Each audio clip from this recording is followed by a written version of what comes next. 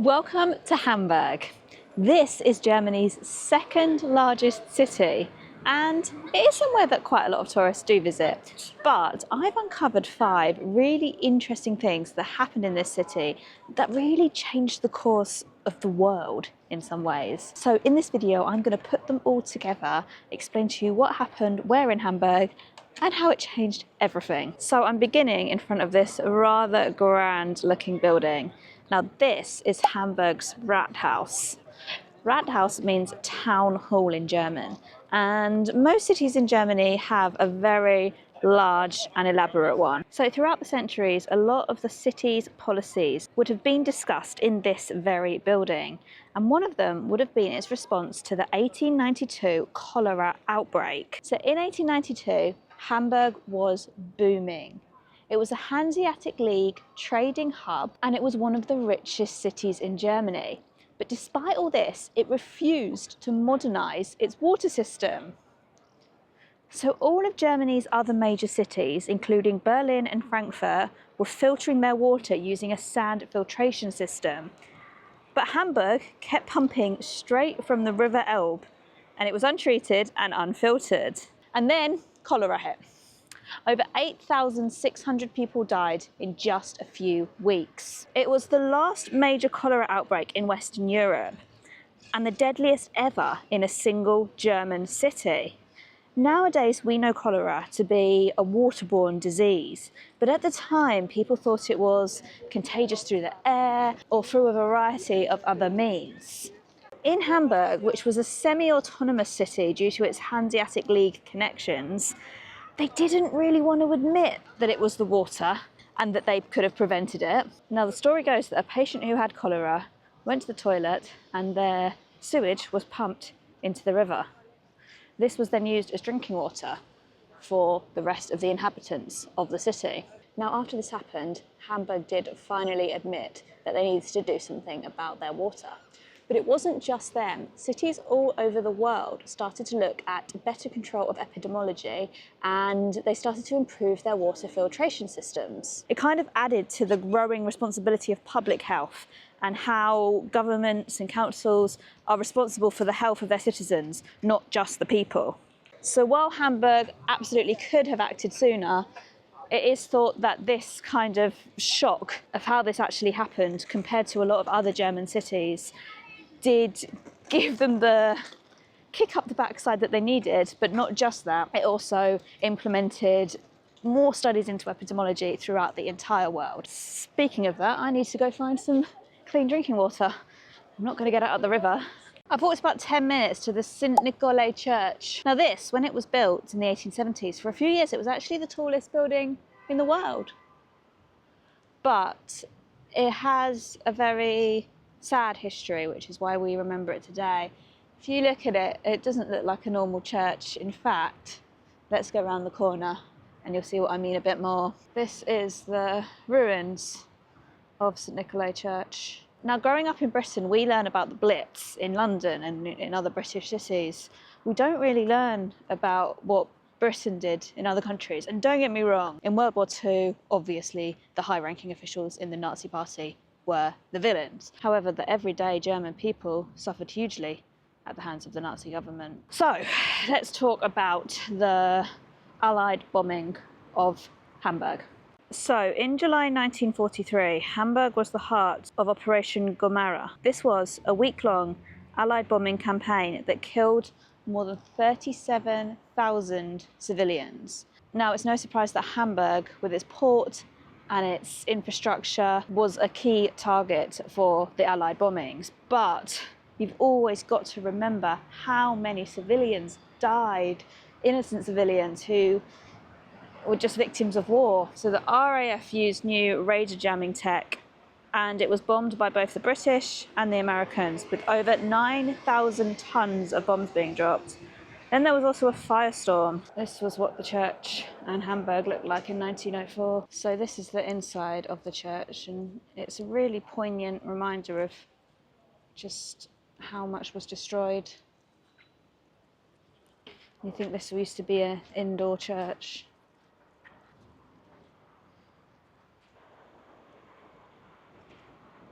The spire is actually still the tallest in Hamburg today. And although the church was really badly damaged, the spire actually was relatively unscathed. So Operation Gomorrah went from 24th to 30th of July 1943. So it lasted an entire 6 days. It said that 70% of Hamburg's housing stock was destroyed, and the fire in some places reached 800 degrees Celsius. And the St. Nikolai spire was left standing, and it's thought that it was left standing as a marker so people would be able to see central Hamburg. How has this affected the rest of the world? Well, this, plus the bombing of Dresden and also the atrocities in Hiroshima, given governments a lot to think about when it comes to warfare. Initially, the idea of bombing countries overseas was to target arms factories and for military purposes. But in the Second World War, so many civilians died from bombing. And the idea behind it was total war. Like, if you destroy the city, you destroy the will to fight. But what happened here was a huge talking point after the war. And it helped shape things like Geneva Conventions. I mean, I am a pacifist, and I don't know if this is just wishful thinking, but I do believe that wars that happen can be solved by peaceful talks instead. When they start targeting innocent civilians as well, that's when it just becomes absolutely devastating. And this small exhibition is emphasising this. It talks about war throughout the world, including Colombia, Syria, and tries to talk about how it can be solved more effectively than killing people. And it really puts it into a lot of perspective, definitely.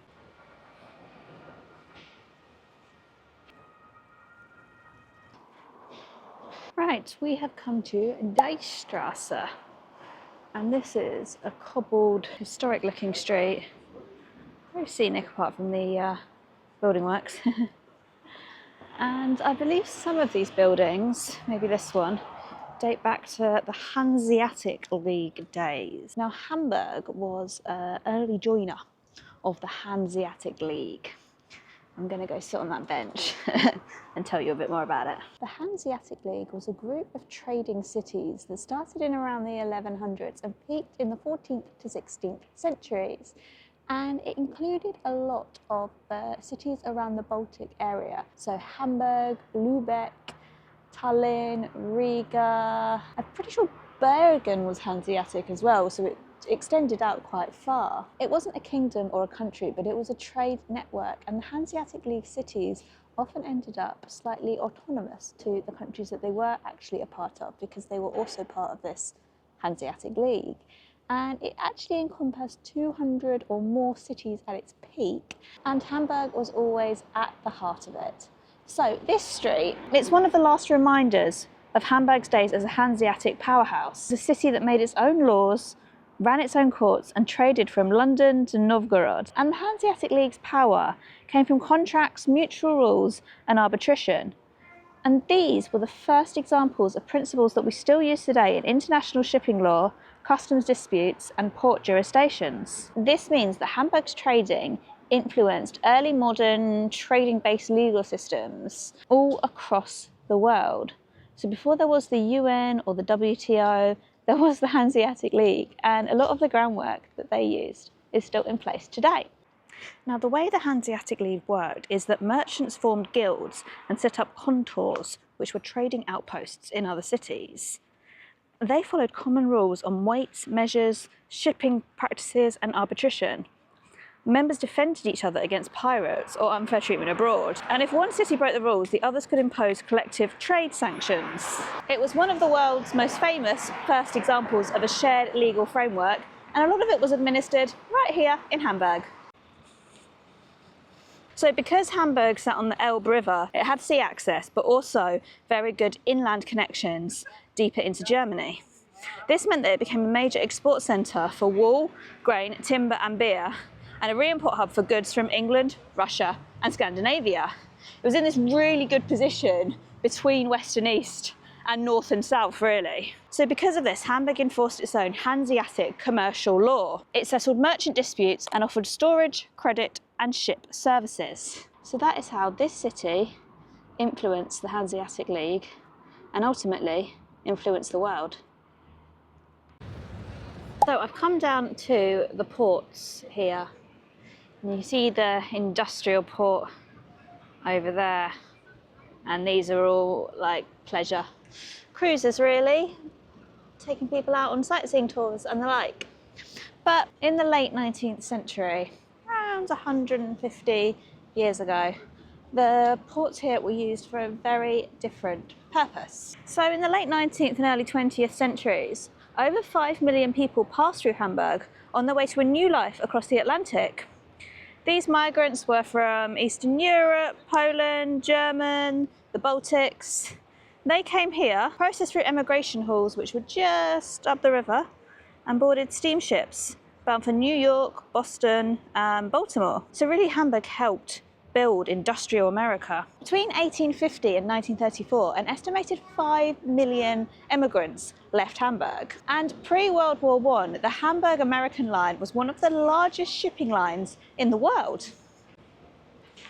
Migrants stayed in Ballenstadt, which was emigration halls just up the river. There is actually now a museum of migration there. Then they sailed from here, Landsbrücken.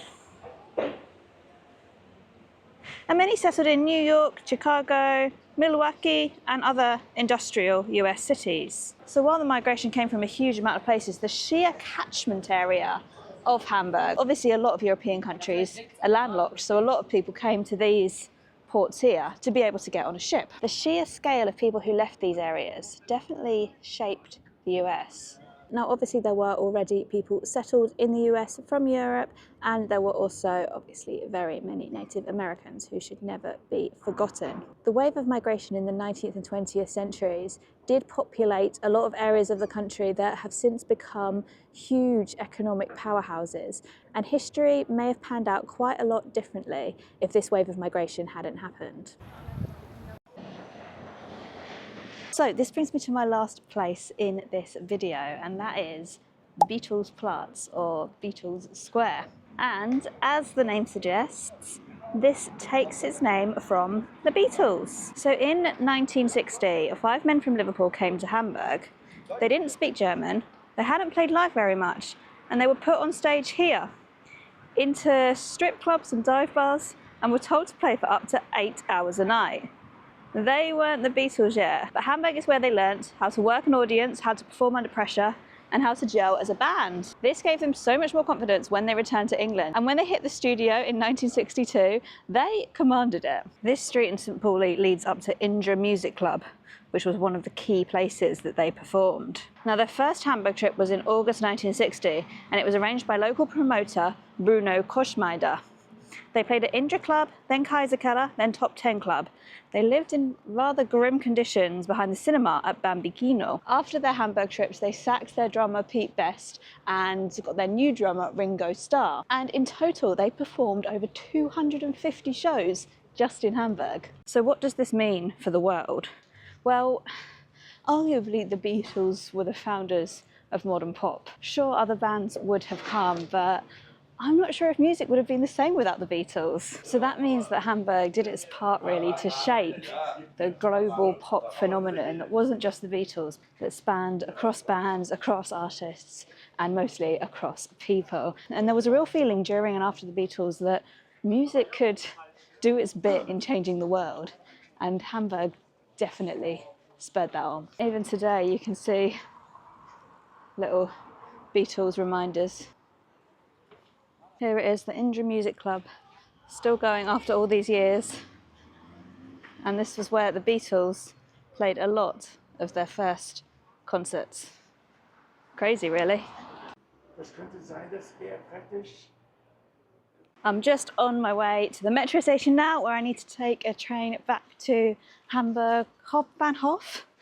But I did just want to finish with one very small little story of another way that Hamburg kind of changed the world, and that is through the creation of the hamburger.